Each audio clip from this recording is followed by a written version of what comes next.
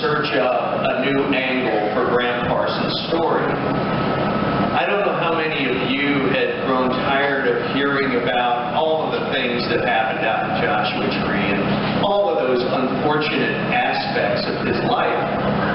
So I came down to Winter Haven looking for a new angle, and thank goodness I was able to find it through primary sources like the guy who's walking back there now, all in black, looking pretty funky and cool. Jim Carl. Jim.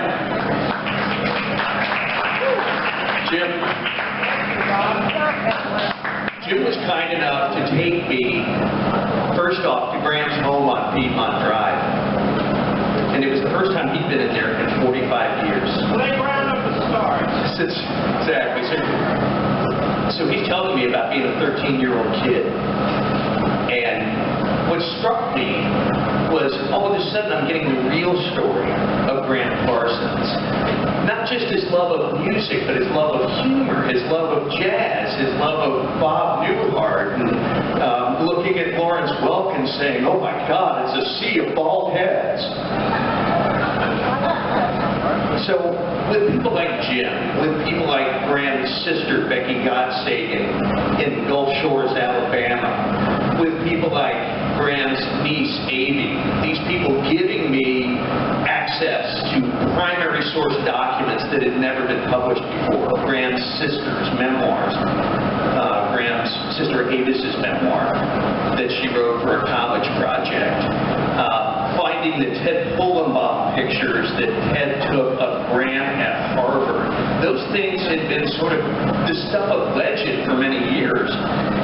And then all of a sudden, to find them in the museum, this guy Pullenbaum was a photographer for Life magazine, and he was given this provisional assignment to shoot Gram Parsons and some of his bandmates at Harvard during the 20 minutes Gram spent there, around when he was 19 years old. But it was a wonderful document of Gram's life right during that period while he was still into rock and roll and just before he had gotten into country. So fast forward, writing the book and being published was great. And then I was contacted by the force of nature known as Gene Owen. Eat it up, brother Gene. And I was so fortunate to have Gene be the bridge between myself and the Strangs, Anita Strang, Bud Strang, and God rest his soul, Carl Strang, who I think has really been a spiritual inspiration for this project as well.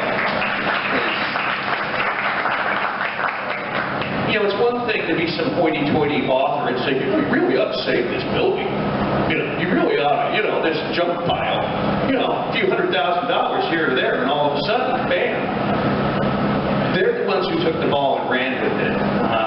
Anita with Main Street Winter Haven, and Bud with 610, along with Mr. Wilson, and Jamie in the Derry Down project.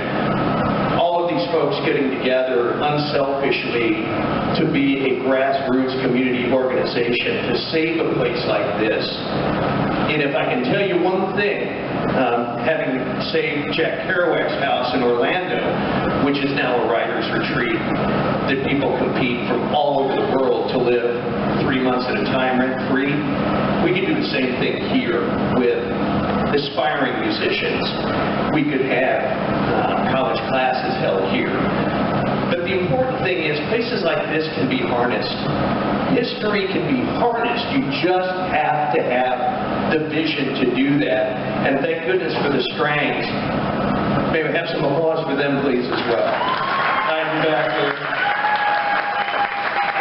It wouldn't have happened without you guys. And it wouldn't have happened without Jim Carlton being such a great friend and telling me about the real Gram, not this legend nonsense, not this garbage about death in the desert, because I think we know a lot more about the things that led to that. And we know that alcoholism is a disease, and Gram shouldn't be judged for that. And I think this place is also a tribute to Bob Parsons.